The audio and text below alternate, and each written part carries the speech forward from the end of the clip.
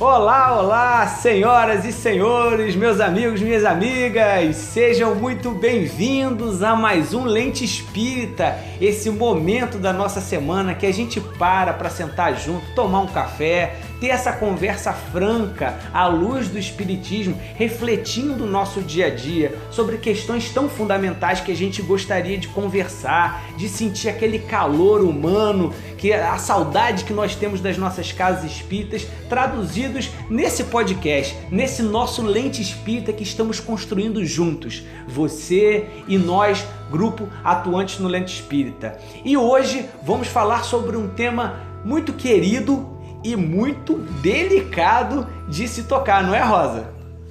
Ah, com certeza, Gabriel, com certeza. Mas a gente veio bem reforçado hoje, né? Então vai ser mais fácil trabalhar esse tema.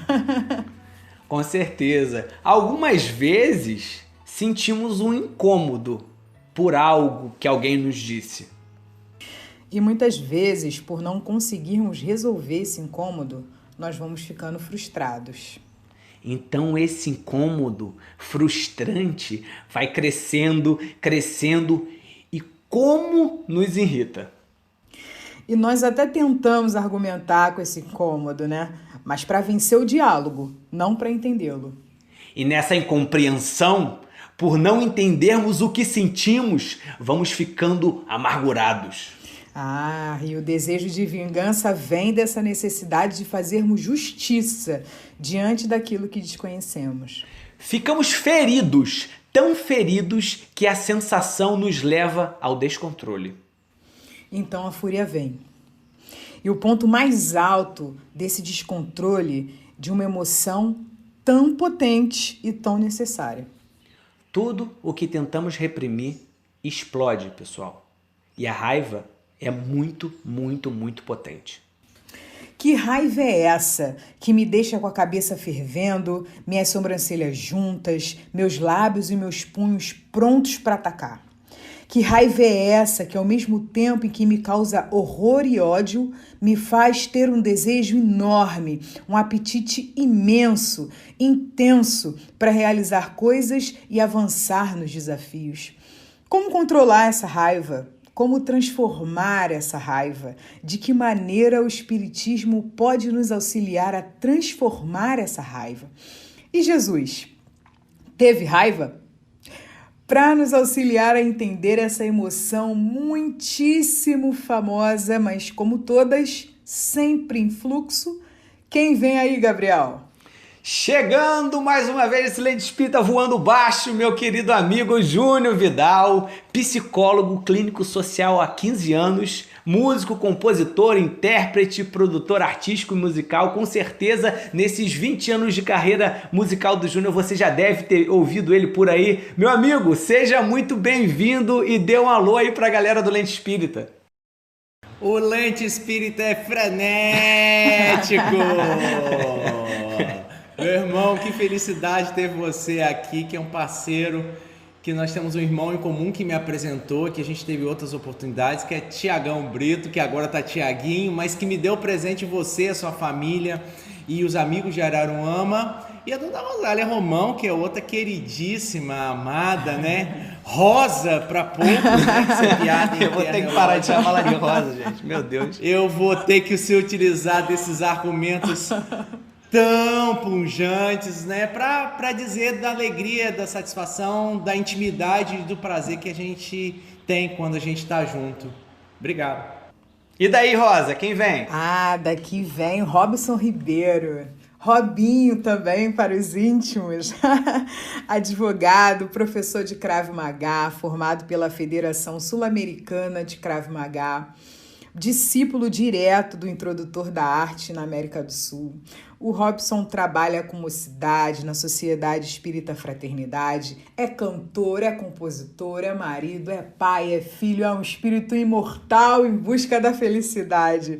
Robson, suas palavras iniciais. Olá, pessoal. Como é bom estar aqui entre amigos, queridos.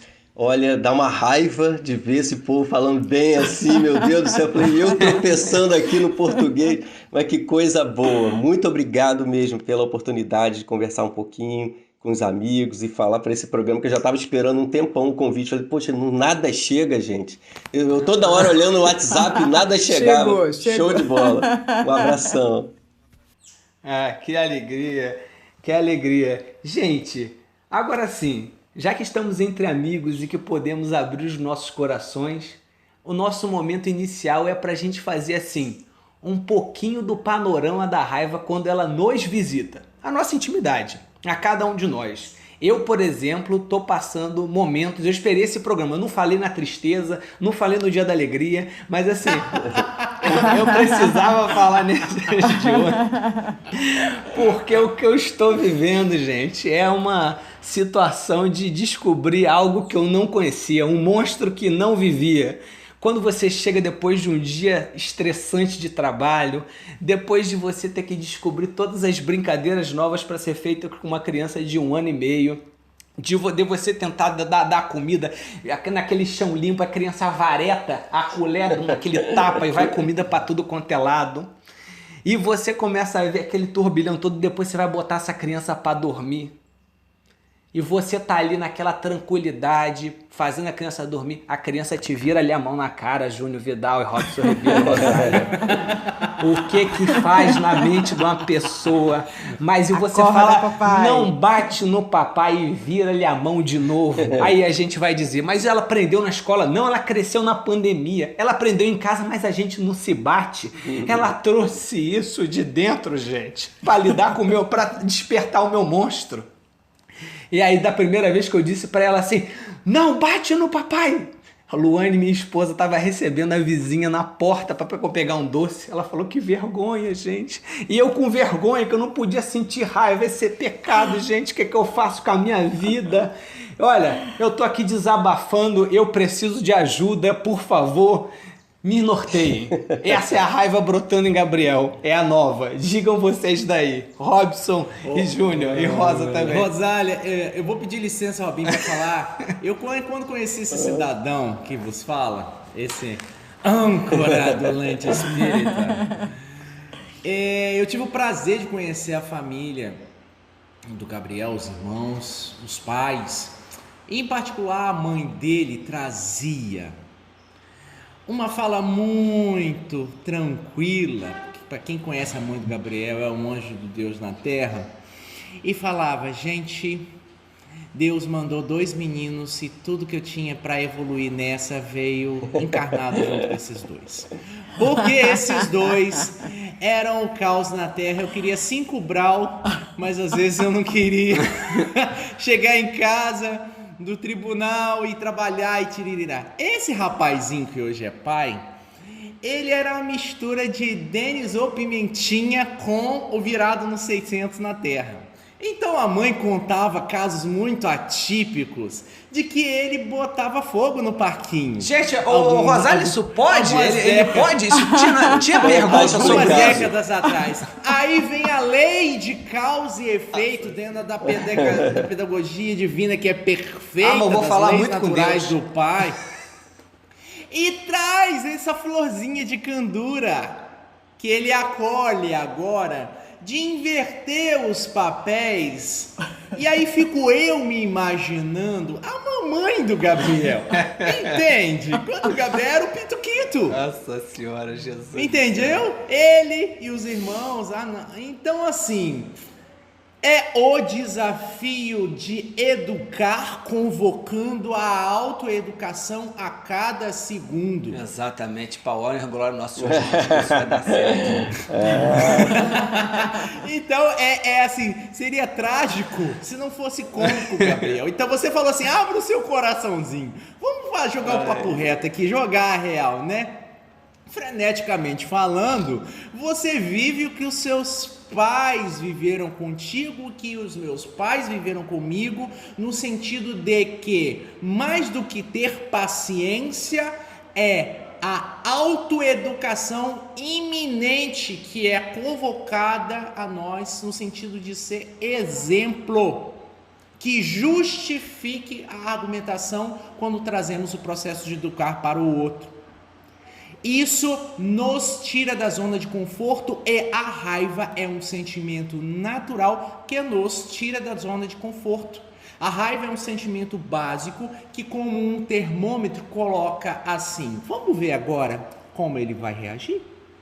Quando o mundo fecha a porta, quando as coisas não acontecem da forma como ele gostaria, quando o controle, às vezes, é a iniciativa a todo instante de poder sentir menos dor e sofrimento, e é como grão de areia que escorre pelos dedos, e a vida vai ser desafiadora no sentido de nos colocar diante de nós mesmos.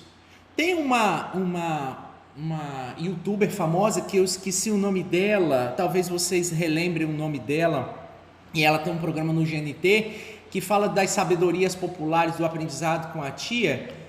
Jojo, bateu, doeu, pega aqueceu, papai.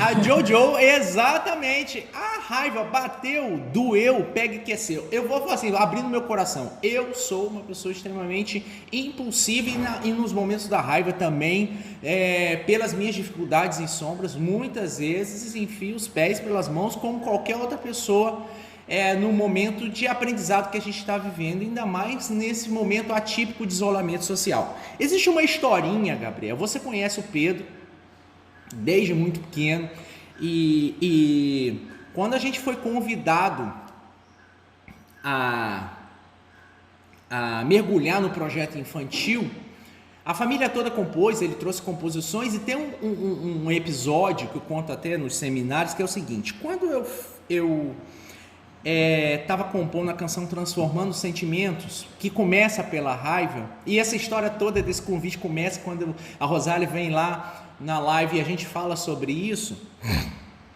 Eu estava num quarto e começou a vir a melodia e tal, meu filho entrou no quarto.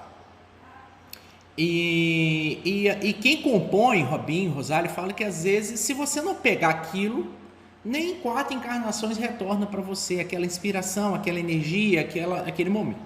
Aí eu virei e falei assim para ele: olha, tá vindo uma música agora, deixa eu me concentrar, me dá 5 minutos, deixa eu gravar, registrar isso, porque eu não perco e eu te dou atenção, a gente conversa para. Beleza, bacana, legal.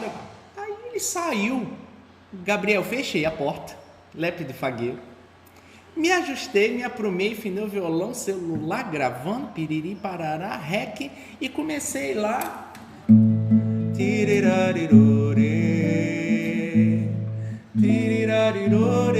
Lá para os 50, 52 minutos, adentra no quarto um diabo da Tasmânia.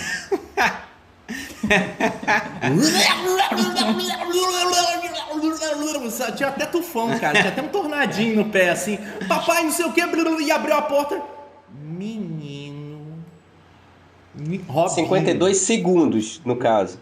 52 segundos de gravação. Você com essa cara de mentor espiritual, imagina a minha. A raiva, mas veio das profundidades, veio do útero que eu não possuo.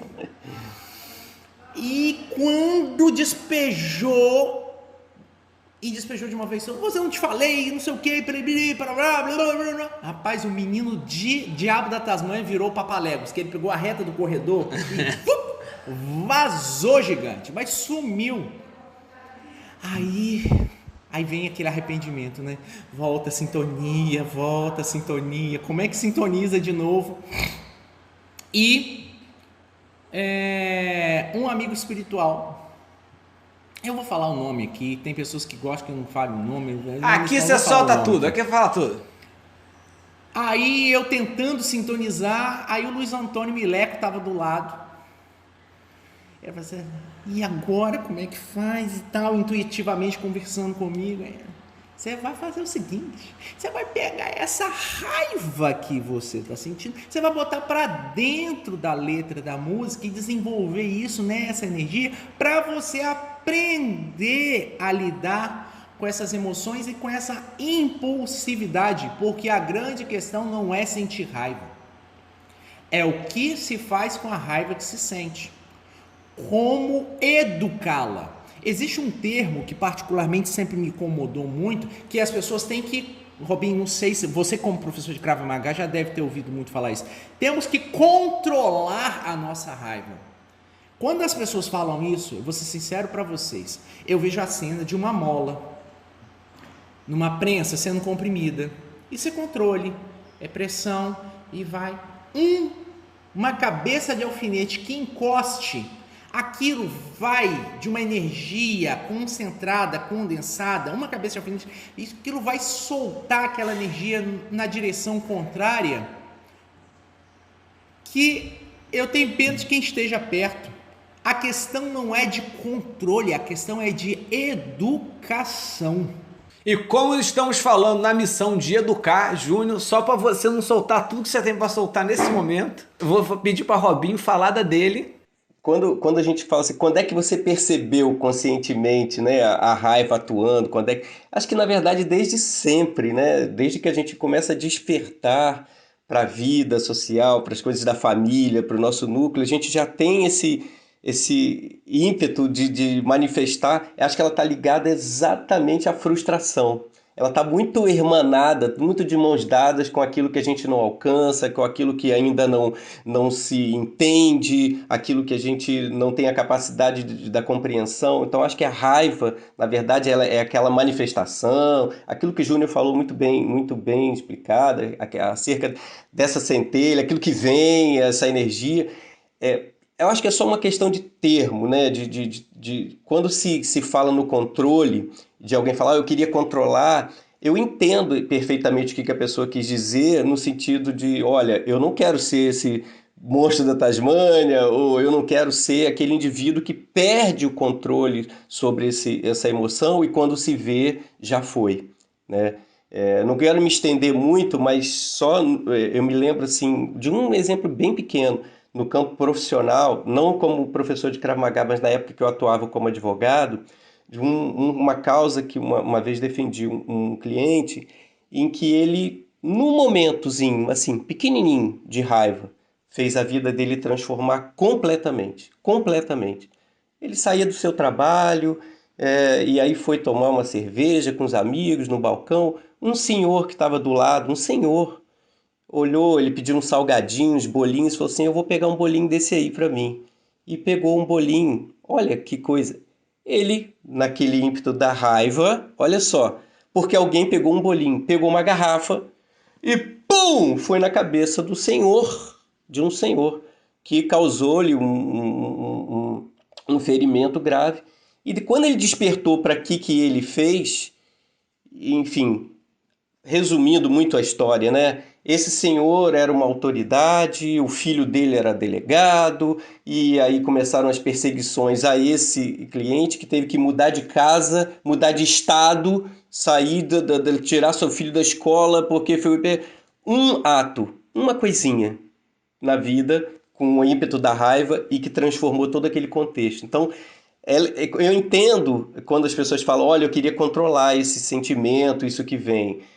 Não julgando, mas assim, sabendo que faz parte da nossa vida e que todo mundo, né, ou que boa parte das pessoas não querem que isso seja um corcel sem freio. É isso. Muito bom. Eu fiquei pensando aqui enquanto o Júnior e o Robson estavam falando, né? Quando que surge assim conscientemente? Porque quando a gente é criança e tem muitos irmãos, nossa, meus irmãos mais velhos eram terríveis.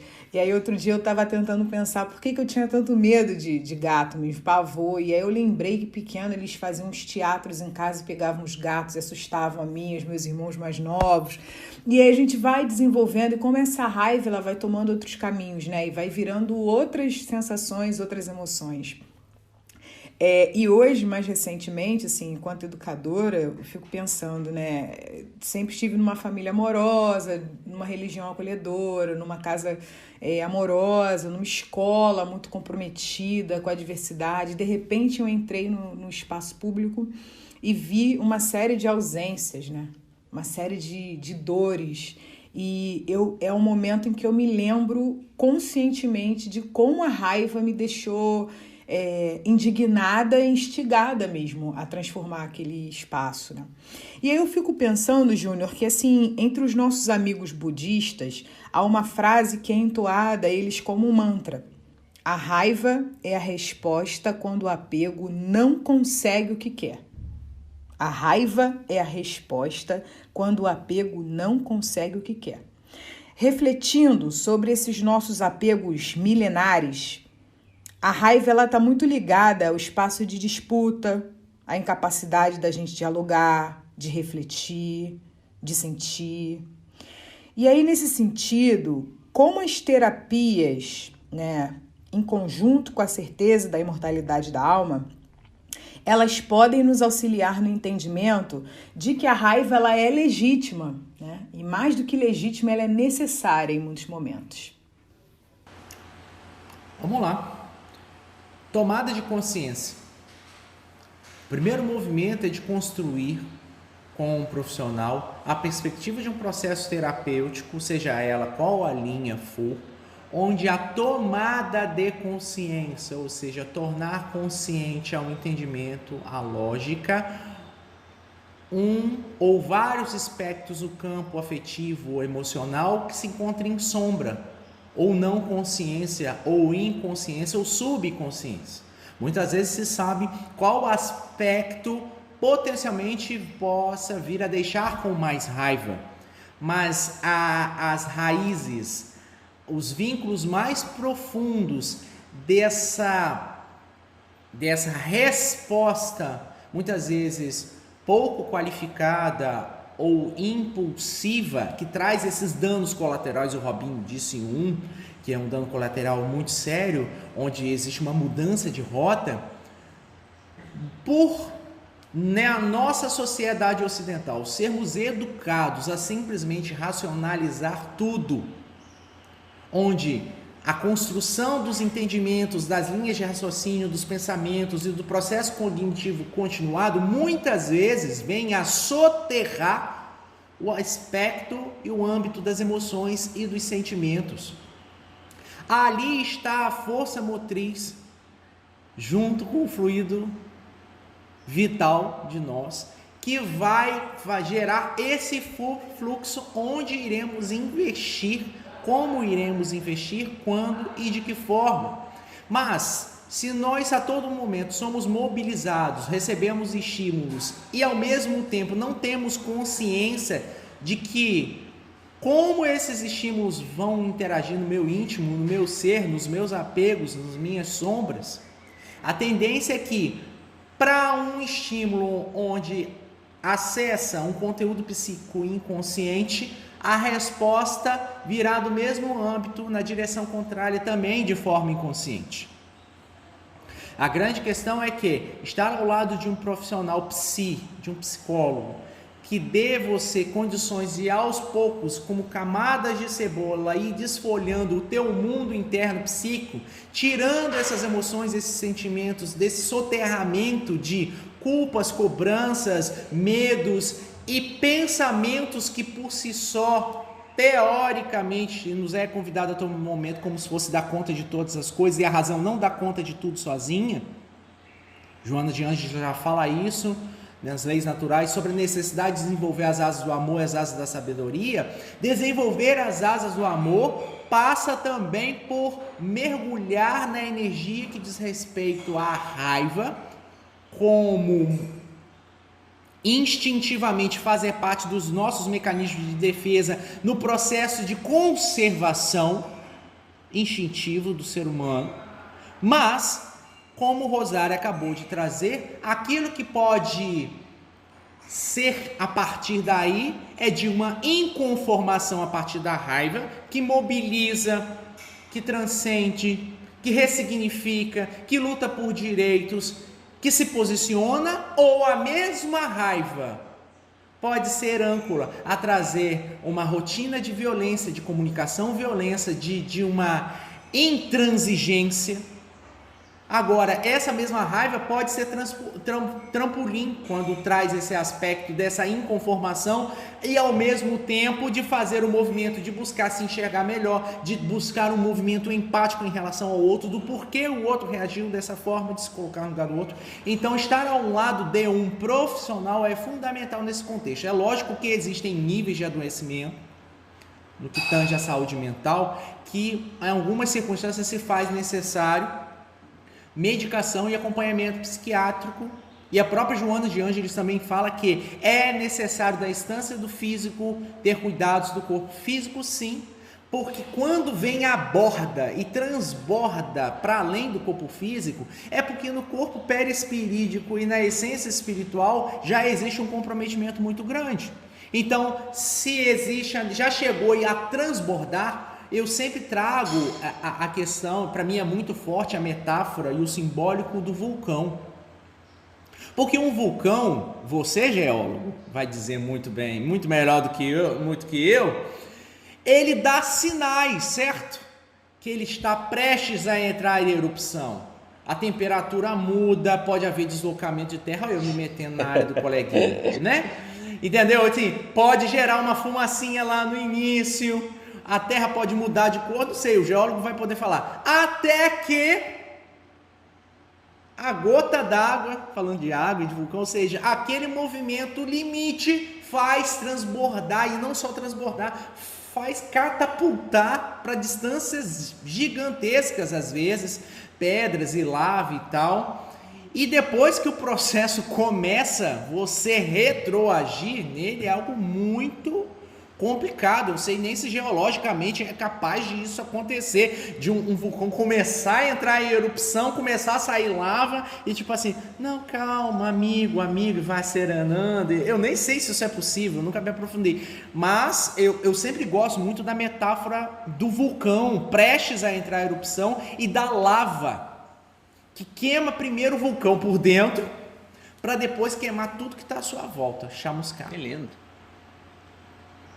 Fala, geólogo. Eu tô quietinho, tô aprendendo aqui, isso é maravilhoso. Fala, geólogo. Não, acho... É possível um vulcão entrar em erupção e no meio do processo ele retroagir e pensar duas vezes? Ele vai dar conta, o processo de explosão, ele vai dar conta exatamente de liberar toda a pressão que estava sobrecarregando ele lá internamente, né?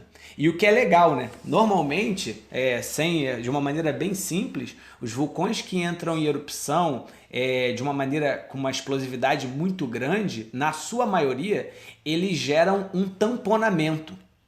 Na verdade, aquela lava, ela estava subindo muito devagar, com uma viscosidade muito grande, e ela resfria, vira pedra. Só que lá dentro a pressão continua ela continua aumentando por dois motivos. Você continua tendo material tentando acender e você continua liberando gases lá dentro. Então aquilo que sai do estado líquido para o estado gasoso muda e expande muito mais volume. É igual a nossa Coca-Cola. Quando você mexe a Coca-Cola, que você libera os gases, é quando explode a Coca-Cola, né? E aí é a mesma coisa. Quando ele vai explodir aquela tampa que estava ali prendendo, né? Vai projetar lava e rocha, como você falou, para tudo quanto é lado. Então, assim, esse tamponamento, dá pra gente fazer uma analogia muito legal em relação a isso, né? Mas assim, quando a gente fala sobre essa tampa que a gente pode criar, né? A gente pensa em uma das ferramentas que a gente tem muito de lidar com a raiva, né? A gente pensa sempre em briga, em luta, e aí, cara, a gente tem que falar com o Robinho, né? Porque dentro dos múltiplos talentos desse nosso querido amigo, que é um músico fantástico também, né? Está o Krav Maga, que é uma luta que surge para proteger os moradores judeus de um quarteirão na década de 1940 dos ataques de ódio dos antissemitas. Vem das brigas de rua, mas enquanto direcionamento da agressividade. Você poderia, Robinho, nos falar um pouco sobre as ações do Krav Maga na sua vida, na das pessoas ao seu redor e no direcionamento da raiva? E como você alia o Krav Maga à sua ação evangelizadora? Legal. Primeiro, assim, excelente pergunta. Achei de uma inteligência, assim, parabéns aí, equipe do Lente Espírita. Produção. A equipe, a produção forte. Muito bom. Em 1910, nasce um homem no Império Austro-Húngaro chamado Emil Lichtenfeld. Ele que cria o Krav Maga no início da década de 40, percebendo justamente essa investida, né, essas agressões gratuitas ao povo judeu.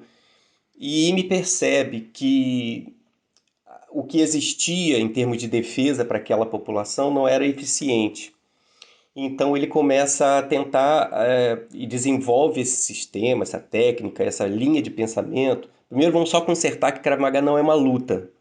Ela não é uma luta, não é uma arte marcial, não existe campeonato, competição, cinturão, nada disso. É uma filosofia de pensamento, assim. E ele pensa, como é que eu posso pegar a população, homens, mulheres, crianças, pessoas com compleição física menos favorecidas, para terem possibilidade de se defender diante desse tipo de agressão que a gente vem sofrendo. E daí nasce o Krav Maga, primeiramente para aquele povo, depois da instituição do Estado de Israel para as unidades de elite, somente no âmbito militar, para que depois fosse liberado para a população civil e para as forças de defesa em geral. Mas, na verdade, ela nasce com essa intenção em fazer com que aquele indivíduo que se sente mais frágil, mais vulnerável, tenha possibilidade de defesa diante de alguma situação real de conflito. Mas uma frase muito importante do IME, que eu acho que é o mais importante, a essência aí na nosso bate-papo de hoje, o IME sempre dizia: seja bom o suficiente para evitar o conflito. Na verdade, a parte mais importante aí que é antever determinadas situações e não entrar naquele conflito e não se ver diante de uma cilada, vamos dizer assim. Então, uma parte muito importante do Krav Maga, que a gente treina há muitos anos, eu tenho 27 anos que estou nesse meio, é transformar aquele indivíduo, pegar aquele adolescente que anda de cabeça baixa, inseguro nas ruas, uma mulher, e fazê-la observar o mundo ao redor, identificar onde está o risco de agressão, etc., e fazer com que ela se sinta, mesmo diante desse ímpeto da raiva, olha, o que você vai fazer com ela na hora que ela vem, quando um agressor, por exemplo, tentar te estuprar? O que você vai fazer? Porque essa energia, que o Júnior explicou muito bem, que está dentro da gente, opa, vem! Agora, como é que eu vou transformar isso aqui em alguma coisa positiva para que eu saia daquela situação de risco? O ideal é não entrar na situação de risco. Mas se existe conflito naquele sentido, e aí eu queria trazer talvez mais elementos, assim, mais lenha na fogueira para a situação que aconteceu essa semana, da questão da agressão àquele jovem lá que faleceu, vítima da... João Alberto. Isso, exatamente. Trazendo um braço do Krav Maga para o mundo militar, para o mundo... Se esses indivíduos, garantidores da segurança ali, tivessem um treinamento adequado, vou até puxar a brasa ali para sardinha para a brasa, não sei... Do Krav Maga, isso não teria acontecido, porque você aprende primordialmente uma coisa chamada proporcionalidade entre a agressão e a defesa. Não é porque o indivíduo estava se debatendo que eu tenho que fazer uma contenção ou qualquer coisa nesse sentido e que vai gerar ali um dano físico àquele, mesmo que seja agressor. Por isso as técnicas do Krav Maga no âmbito policial, no mundo, é utilizado pelas grandes unidades de defesa do mundo. Você tem treinamentos disso para que haja proporcionalidade e garantir a integridade daquele indivíduo, ainda que ele seja um meliante, um criminoso, qualquer coisa que seja. Então, o uso dessas técnicas tem um benefício muito grande para o indivíduo comum. Quantas vezes, ao longo desses 27 anos, já aconteceu de uma mãe chegar e falar assim: olha, eu queria agradecer tanto pelo meu filho que não queria tomar banho. e relutava, e era aquele adolescente, agora tá vindo aqui, agora tá fazendo, e vem com vontade. Ou uma mulher que chega dizendo, olha, tentaram me estuprar, e eu consegui me livrar dessa situação graças ao uso da técnica que eu aprendo aqui. Então é gratificante nesse sentido, fazer com que ele transforme essa raiva, vamos dizer assim, aquilo que vem naturalmente, para um uso equilibrado, uma canalização, resumindo aí. Me estendi muito, desculpa. Que nada, uma verdadeira aula, né? Assim como a aula que o Júnior deu, já estava antecipando o programa todo, né? Começou a gente, falar, desculpa, que meu irmão, nada, desculpa. imagina, a gente vai deixando as emoções Ou é mal ou é bem da profissão, eu acho. Não sei. Meninos, vocês são artistas incríveis, né? Que nos emocionam com seus trabalhos, com suas letras, com os ritmos. E vamos agora falar um pouco sobre isso, né? A arte dentro e fora do espiritismo é também uma ferramenta para o entendimento e transformação da raiva? De que maneira, Júnior? De que maneira, Robinho? Robinho, começa você. Eu sou o embaixador do Júnior, então, olha só, sem dúvida, eu entendo que a arte, ela nos possibilita, assim, essa percepção, esse despertar dessa sensibilidade, dessa canalização mesmo. Existem músicas, vou só falar, ou quadros, alguma coisa que vai despertar na gente talvez um sentimento muito ruim. Assim, aquela coisa, nossa, não sei de onde vem isso. E é um processo de autoconhecimento, que através da arte a gente se deu ali. Assim como o contrário. Existem canções, existem imagens e quadros que vão trazer pra gente realidades. Caramba, que legal, que sentimento bacana. Então, eu não tenho dúvida de que esses meandros, os locais, o Júnior vai poder falar bem melhor, que ponto que a arte atinge, que certamente vai mexer com o nosso âmago e vai transformar. Então, nesse processo de raiva, de acalmar, por exemplo, quem nunca teve naquele dia mais agitado, aí coloca Lorena McKennitt, Enya, ou sei lá o que, alguma música celta, cada um vai se identificar, né? Quem nunca precisou, estava naquele dia assim, gente, hoje eu tenho que ouvir uma música aqui para acordar. Arlindo Cruz, bota um cara legal que vai te levantar, uma coisa, um samba, enfim. Eu acho que esse mexer com o sentimento é uma coisa tão inerente na gente, que a gente percebe isso tão naturalmente, né? Na criança, seja na criança. Poxa, eu vou botar aqui uma coisinha. Gabriel que tá aí com o bebê, para ver se funciona. A semana foi piriplimpi na cabeça. Por exemplo, o Isaac tá ouvindo... Sabe, eu não sei o nome, né? Sabe essa música daqueles rapazes carregando o caixão? Eu tô ouvindo aquilo pelo menos 12 horas por dia, que é a música que o Isaac gosta. Então só que ele fica, né, cantando aquilo, acho que para causar raiva na família toda, meu cara. Para comer, para com essa música, por hoje chega. Enfim, é a música, é a arte. Vamos lá. Falando de arte e do artista perante a sua arte primeiro deveria ter como objetivo ser bálsamo para si mesmo, né? Porque a arte que chega até nós, ela vem primeiro para nós mesmos, da mesma forma que o Divaldo Pereira Franco, por uma vez em particular, se queixa, Joana de Ângeles, mas você nunca escreveu nada para mim, nem uma letra, nem um poema, nunca trouxe. Meu filho, todas as mensagens antes de qualquer coisa foram para você.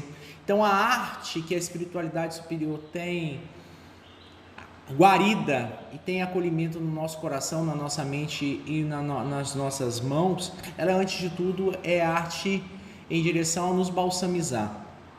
Eu já passei por diversas circunstâncias onde a arte que surgiu através de mim, que alcançou pessoas, e aí voltando um pouco à minha fala anterior, essa arte que trouxe luz à consciência de alguns sentimentos, ou fez emergir e fez alguns sentimentos se ressignificarem, voltou essa mesma arte para mim através de depoimentos de pessoas que traziam sobre as canções, da mesma forma que deve ter trazido muitas vezes para você, Robinho, muitas vezes para o teatro com o Gabriel, e para a música com as artes, e para o grupo que atua com a Rosália, e para todos os artistas que a gente conhece.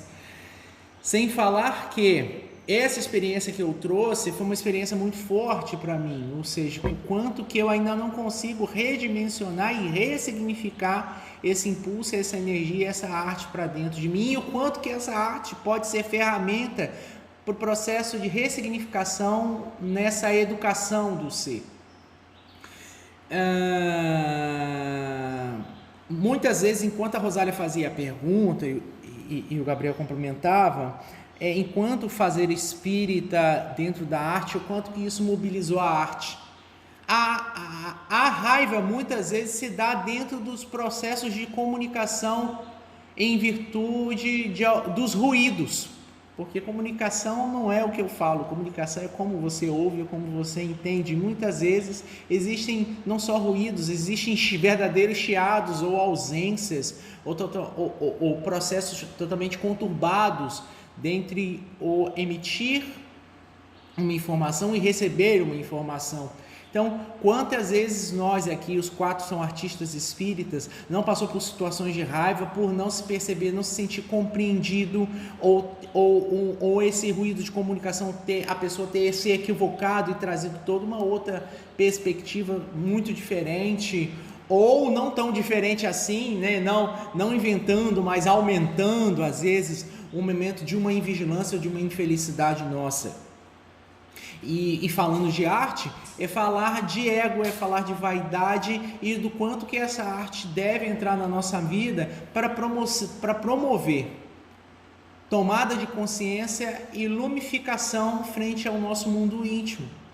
Então, a arte espírita que não nos apacenta, não por aquela questão utópica ou ideológica do Nirvana, porque simplesmente ao ouvir aquela música, ler aquele poema, ou ver aquela peça, ou admirar aquele quadro, isso por si só vai me apacentar ou resolver todos os meus problemas. Mas como é que estou eu nesse processo onde a arte pode ser ferramenta, mas o meu livre-arbítrio, o meu esforço frente a essa ferramenta pode vir fazer todo sentido. Daí a importância das artes, não só a música, mas das artes, serem papel crucial nessa ferramenta de lumificação e de ressignificar, porque ajuda a trazer à tona, né, Gabriel? As emoções e os sentimentos. Esse é um papo que a gente já vem tendo há bastante tempo, desde a vez que a gente esteve lá no Kardec, em Araruama. Mas a arte que é transformadora, se não for capaz de trazer luz e trazer significado para nós mesmos, ela não se comunica conosco antes de tudo e minimiza a possibilidade de se comunicar externamente com as outras pessoas. Muito maneiro. E eu aproveito para lembrar uma frase que eu sempre falo por aí, que eu escutei do Júnior e mexeu comigo, que é a arte, eu mudo para arte, que ele fala da música, né? Eu passo para tudo. A arte, ela não pede licença para entrar no coração. Ela chega chegando, né? Então, se ela tem essa capacidade e a gente precisa tanto entender as nossas emoções, os nossos sentimentos, ela é uma ferramenta fundamental nesse processo, né, Júnior? E Kardec traz uma reflexão muito interessante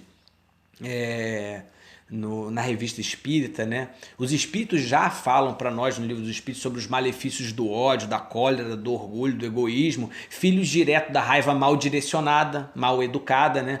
O Robson até falou sobre o corcel, né, Robson? O corcel, que Kardec usa exatamente essa expressão. Falam ainda do salto evolutivo que daremos ao transformar essa raiva, que somos regidos por leis como a lei de causa e efeito, e da potência energética que é o amor, o mais alto dos sentimentos. E é na Revista Espírita, né, de setembro de 1865, que Kardec aborda um outro aspecto. Ele vai escrever sobre alucinações dos animais, sentimos raiva. Ele vai falar sobre alucinações dos animais, sintomas da raiva, né? Ele vai abordar essa questão da patologia física, né? desse aspecto. E lá num trecho ele vai dizer assim: tudo se liga, tudo se encadeia, tudo se harmoniza em a natureza. O Espiritismo veio dar uma ideia mãe e pode ver-se quão fecunda é essa ideia. Antes da luz que ele lançou sobre a psicologia, teríamos dificuldade em crer que tantas considerações pudessem surgir a propósito de um cão raivoso. Então, pensando sobre esse aspecto, né? A patologia física, né? A gente permitir refletir sobre isso. Eu queria saber de você, Júnior, que clarão é esse que o Espiritismo nos traz ao falar sobre a raiva na ótica dos espíritos? É possível dimensionar? Então a gente falou sobre a questão física, da doença patológica, e quando a gente está falando do aspecto espiritual da raiva, a gente consegue dimensionar até que grau isso também chega? As emoções e os sentimentos, eles vão reger o nível de sintonia, a conexão que a gente faz conosco mesmo e principalmente com a ambiência e com a energia espiritual que nos rodeia.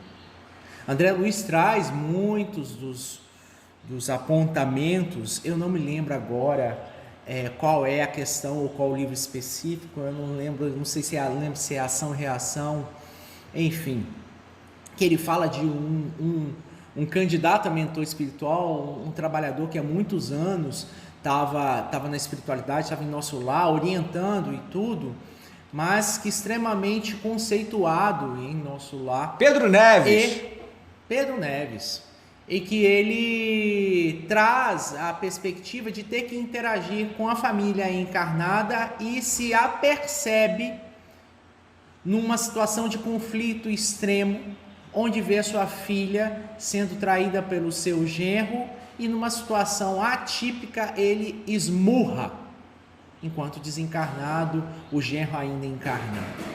Ou seja, o quanto que, mesmo desencarnado, e mesmo sendo referências para muitos espíritos no processo de adequação e de planejamento para muitos que iriam reencarnar, ainda tinha em si sombras, como nós temos sombras no campo das emoções, dos sentimentos. E aí a gente estranha, né? Como é que um cara, praticamente um mentor espiritual, se perde de verde e amarelo desta forma ao interagir? Porque ainda existem aspectos da essência do espírito que precisam ser desenvolvidos. Na boa parte das vezes é no que tange a parte racional que, de sorte, evoluímos mais rapidamente. O grande desafio está no âmbito moral, que é regido pelas emoções e pelos sentimentos. Estar em sintonia com a raiva, e aí você tem um clássico, né, do cinema, que é Um Dia de Fúria, com Michael Douglas, que aquela cena do taco de beisebol e que quebra a loja de fast food inteira. Nós nos escandalizávamos com aquele filme algumas décadas atrás, e se nós formos parar para fazer a leitura sobre a dinâmica social que nos rege, de intolerância, de preconceito e de violência explícita, abrupta, não existe nem mais as fagulhas que atissem a violência por si só é autocombustão. Os processos de violência. Então, como que no âmbito de sintonia e de vibração micro e macrocosmo, isso nos conecta numa sociedade que se mata literalmente por nada, muitas vezes. E quando se mata por convicção ideológica deturpada, se mata num processo de endurecimento, encrudecimento da perspectiva dos afetos e dos sentimentos, como se só a razão ou aquilo que eu acredito ou que me ensinaram ou que a sociedade reforça. E aí nós estamos falando do quê? Da questão do racismo, da homoafetividade, da intransigência, da intolerância religiosa, onde a raiva porque o outro não professa o que eu professo, não tem a mesma perspectiva da dissexualidade que a minha, não tem a mesma cor de pele ou a mesma questão social, mas que ousa ser humano como eu, com os mesmos sonhos, com os mesmos desafios, com os mesmos desejos. Então, nós temos uma sociedade adoecida nas suas relações de afeto, primeiro dos indivíduos, e temos uma ambiência e uma psicosfera que a espiritualidade superior está ao nosso lado e encontra desafios mil de crostas, de raiva, de ódio, de intolerância, que não permite, como faixas de rádio, a se conectarem com esferas mais salutares, mais saudáveis. Então, o tamponamento que a gente resgata de 20 minutos atrás, trazendo essa metáfora para a fala de agora, é de que nós nos tamponamos frente à orientação e o suporte divino, onde a manutenção desse estado de raiva, e aí já deixa de ser impulsos, episódios, a sensação de falta de controle e incompreensão, para ser um estágio patológico de constância de raiva. E aí vem a fúria, vem os surtos, vem a depredação. Nesse episódio agora do supermercado, as pessoas que foram se manifestar pacificamente se afastaram porque vândalos começaram a quebrar tudo. E aí é por questão de sintonia e de autopreservação, quem vai lá legitimamente, de forma pacífica, se afasta, primeiro para se preservar e segundo para não ser confundido com aquela postura que eles não concordam. Então, a nossa postura e vigilância. Haroldo Dutra Dias traz que a grande marca da transição planetária é a loucura, passa pelo âmbito da saúde mental, e a estar desvairado ou atormentado muitas vezes passa por esse processo patológico, muitas vezes, dessa raiva e dessa fúria desmedida, que não há lava nesse vulcão que dê conta de cessar todo esse conteúdo. É um conteúdo que se conecta com falanges de espíritos que estão na mesma sintonia, e aí, meu irmão, para quem quer ver fogo no parquinho, não vai faltar lava, não. Perfeito, né? Perfeito. Enquanto o Júnior estava falando, eu fiquei pensando muito na ação da Rosa Parks nos Estados Unidos, né, e do Martin Luther King, quando ela se recusa a levantar do seu lugar no ônibus, porque os lugares reservados para os brancos eles já estavam tomados, né, e um homem branco queria sentar no seu lugar. E a partir desse movimento, né, de negar mesmo, toda uma população negra vai para as ruas e boicota os ônibus, né? A gente precisa pensar nisso, pessoal. Pensar nessas estratégias, né, que hoje a gente intitula como uma estratégia de capital, que a gente intitula como uma ação do dinheiro na vida das pessoas, mas que na verdade é uma ação atemporal, né? O egoísmo, o ódio, a discriminação, o orgulho, eles são ações atemporais, né? E como que a gente pode, por exemplo, nesse movimento, nesse contexto capitalista que a gente está inserido, promover ações, né, de identidade étnico-racial. Já existem muitas equipes que trabalham junto a empresas. Infelizmente, essa empresa que está aí no centro da questão, ela não faz um trabalho étnico-racial entre os seus funcionários, né? Para além do que o Robson nos trouxe, que é essa preparação mesmo para a segurança, nessa empresa não há, na verdade, um comprometimento com as ações étnico-raciais. Então fica o convite, né, para que a gente procure mesmo perceber dentro do que a gente consome, quais são as empresas que estão comprometidas com essas ideias e com esses ideais que são tão caros a nós, né, para que a gente não viva novos episódios de animalização das pessoas, né? E aí a gente pensa também, né, Robson, por que um cachorro morto no estacionamento foi tão, né, comentado e um homem negro não tanto, né? Até onde vai essa humanização que a gente tem? Isso é muito sério. Né? Isso é muito sério. Eu só gostaria de trazer um apontamento, uma fala breve em relação ao que você trouxe, Rosália. Eu acho crucial, eu tenho certeza, é crucial o movimento do Lente Espírita que traz essas temáticas tão nevrálgicas e que, desculpe a franqueza, esse é o meu ponto de vista. Muitas vezes o movimento espírita e a casa espírita se omite em trazer para dentro do seu interior essa tomada de consciência e falar sobre esses assuntos. Uma das alternativas que eu entendo, que timidamente vejo de alguns companheiros do movimento espírita, é o que diz respeito à comunicação não violenta, que trabalha diretamente em relação à raiva e os impulsos e os comportamentos agressivos. Enquanto o movimento espírita brasileiro, e eu estou falando por mim, porque enquanto psicólogo social, psicólogo clínico, eu vejo isso no meu fazer profissional e vejo isso enquanto pessoa que está dentro do movimento espírita. Enquanto a gente não tomar para si a necessidade de trazer esse espaço de diálogo, de debate para dentro da casa espírita, na evangelização, na mocidade, nas palestras públicas, nos grupos de estudo, a gente vai estar se omitindo, sim.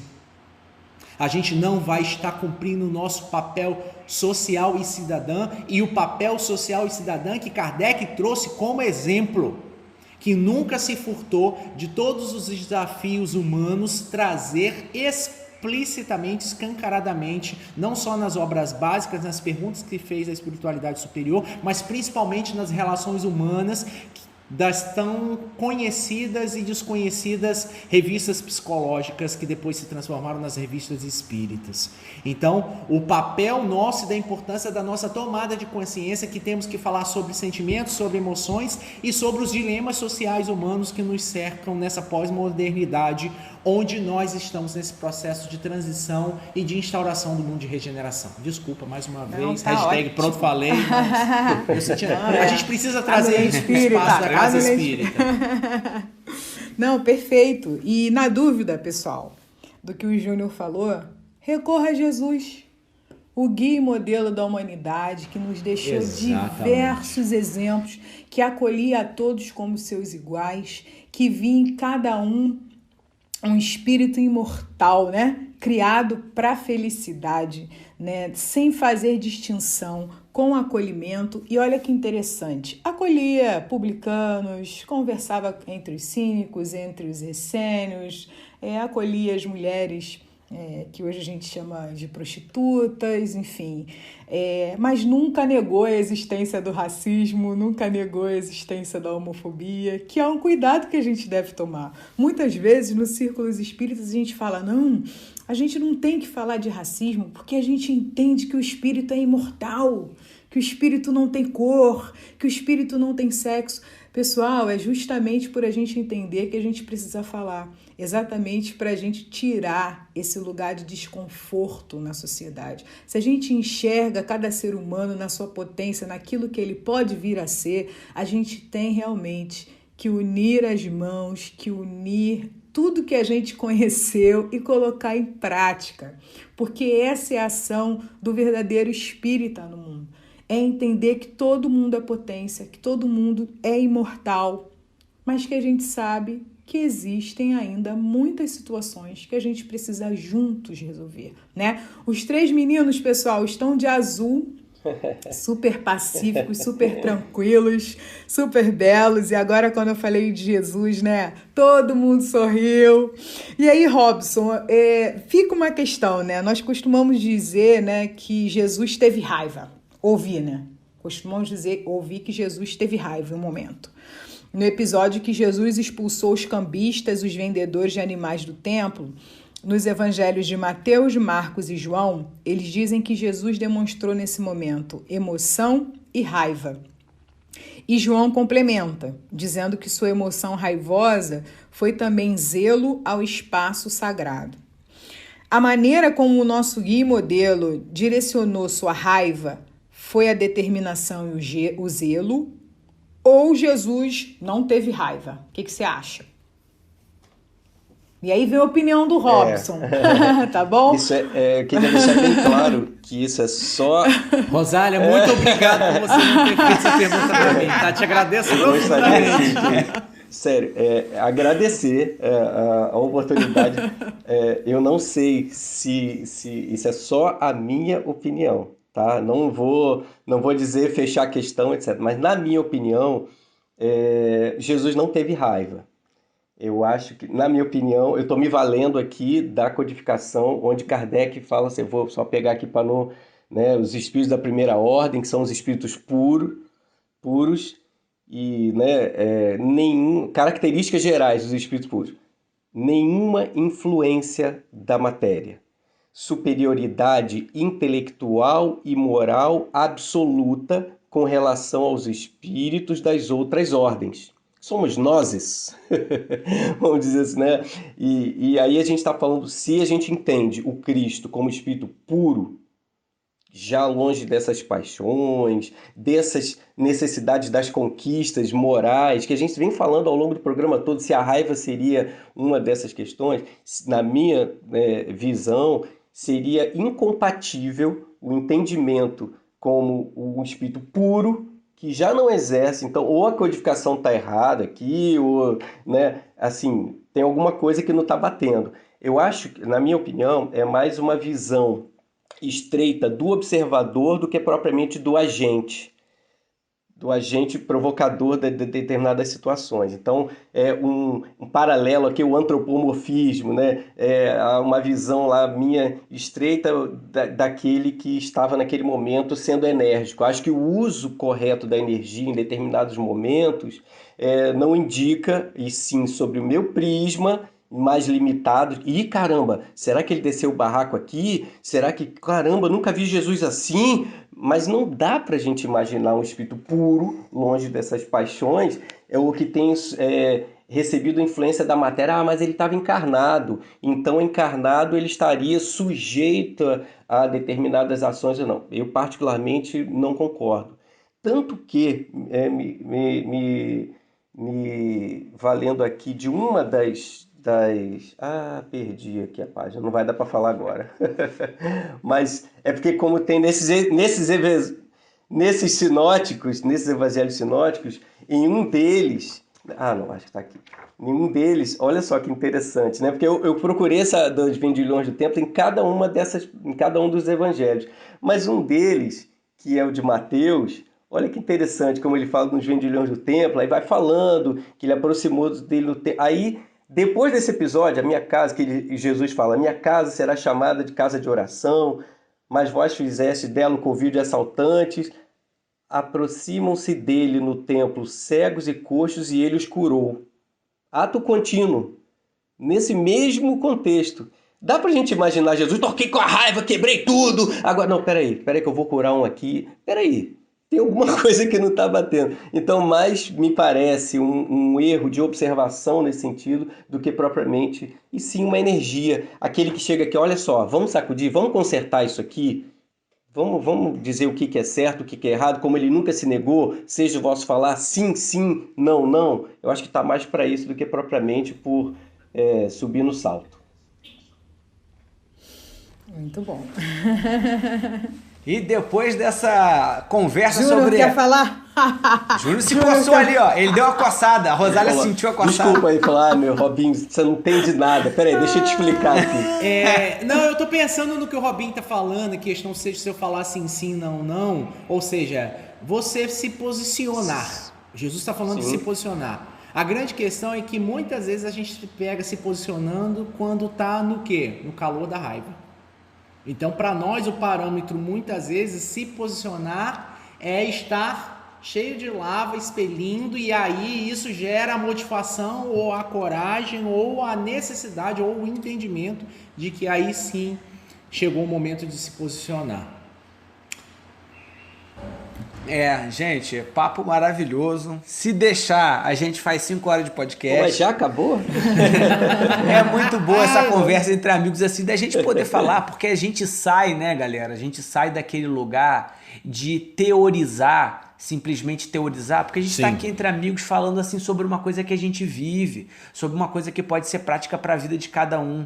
E a gente gostaria que mais movimentos como esse venham e aconteçam por uma necessidade que a gente compartilha com todos. Não porque nós somos detentores de um conhecimento, mas por necessidade, por a gente precisar desse acolhimento, por a gente precisar mais desses carinhos, onde a gente possa se olhar nos olhos e falar assim, olha, parece que se a gente for por aqui, segundo tudo que a gente está aprendendo junto, é melhor, vamos? Será que esse caminho aqui a gente poderia abandonar? Será que a gente pode reler essas nossas posições aqui? E hoje a gente falou sobre tantas coisas legais, né? E a gente está chegando no nosso momento chamado Lente em Foco, onde a gente pede que cada um dê aí a sua dica. Jogue a lente, botar um foco aí para aquilo que te alimenta nesse conteúdo especificamente, né? Eu vou começar trazendo a minha dica, que é um filme premiadíssimo argentino chamado Relatos Selvagens, que ele tem muito a ver com aquilo que o Robinho falou no caso daquele senhor, daquele moço que no momento de um ímpeto de um segundo ele agrediu aquele senhor, né? O filme Relatos Selvagens, ele vai trazer uma série de contextualizações sobre essas nossas potências que vão se perdendo, que a gente perde de controle, né? Eu acho que vale muito a pena ver esse filme. Quem não tem estômago talvez tenha que fechar o olho em alguns momentos desse filme, porque ele vai levar as consequências, ele vai registrar ali, vai relatar pra gente as consequências últimas que essas coisas chegam em determinado momento. Mas vale muito a pena porque é um exercício filosófico, inclusive, que o Leandro Carnal faz. Ele cita muito esse filme aí nas trocas de ideia dele. E agora eu queria ouvir você, Júnior, depois Robinho, e aí nossa amiga Rosária vem fechar com chave de ouro. Vamos lá. Eu citei, e agora eu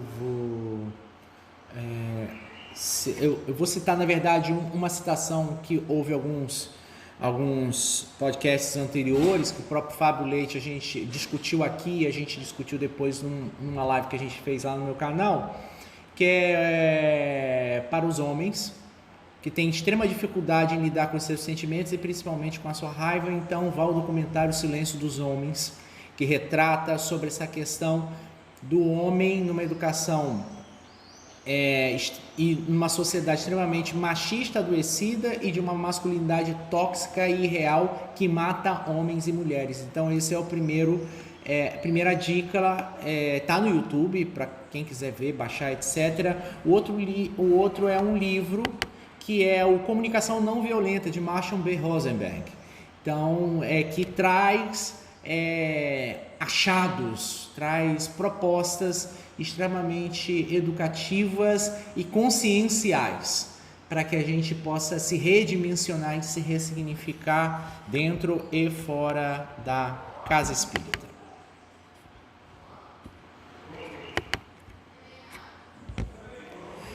Agradeço demais a oportunidade de estar aqui junto com vocês, são amigos queridíssimos, cada um eu tenho uma admiração particular, ímpar. Já tive o privilégio de fazer live com os três individualmente, agora faço live com os três em conjunto, pessoas incríveis, amigos de minha extrema consideração, carinho e amor.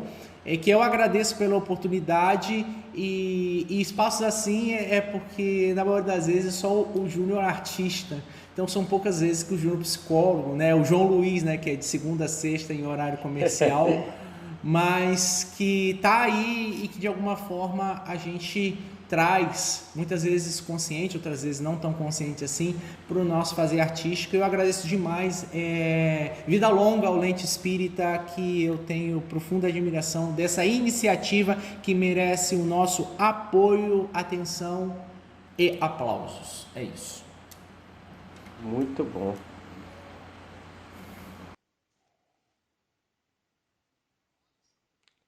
Opa,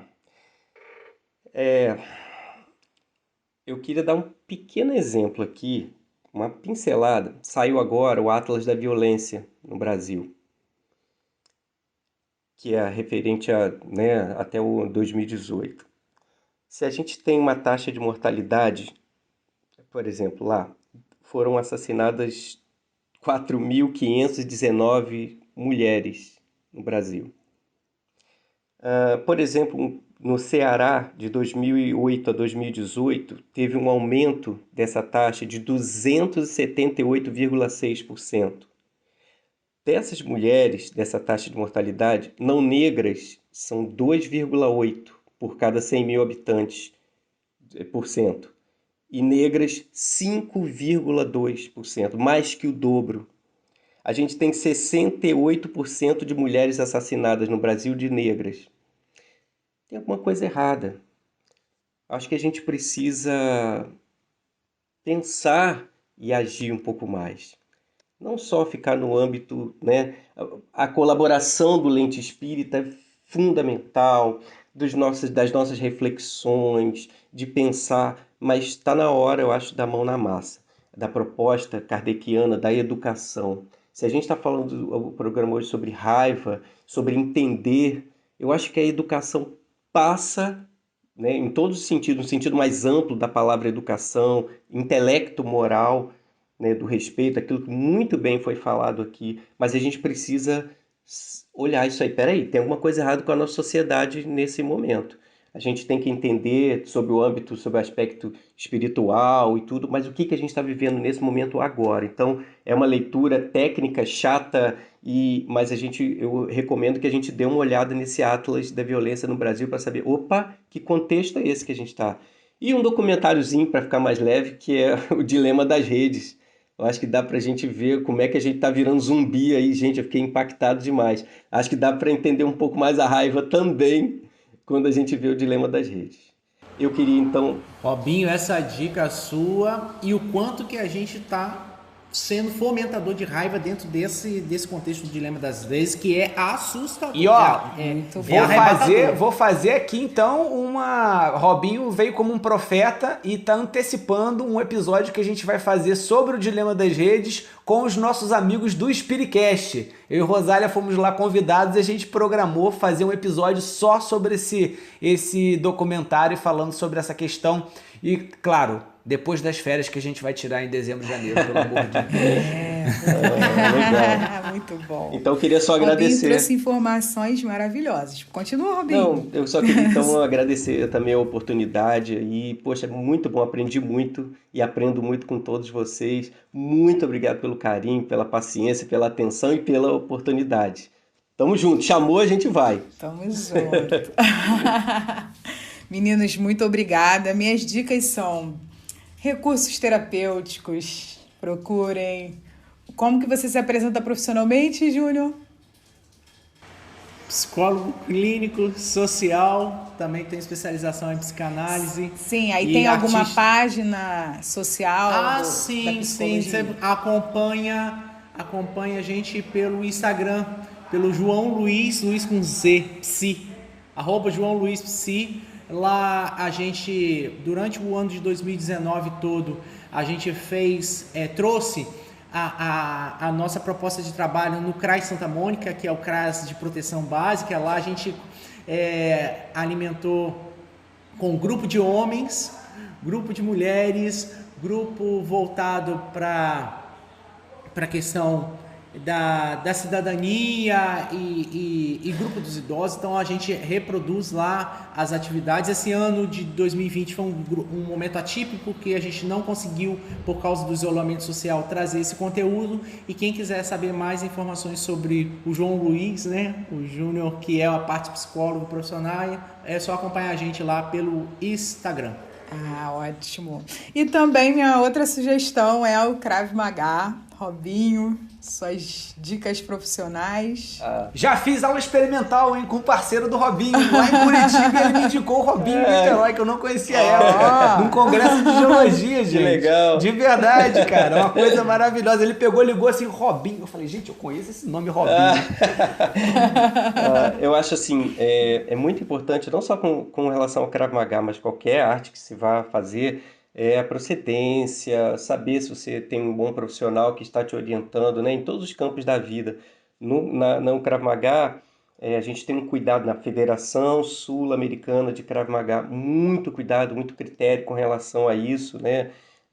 De ter o cuidado com quem a gente vai estar falando, o que a gente vai estar falando por causa das consequências daqueles seus atos. É muito importante estar na mão de um profissional habilitado, qualificado, para que a gente não saia fazendo besteira e aprendendo coisas aí insanas por aí, e olha o resultado disso, o que tem acontecido, né?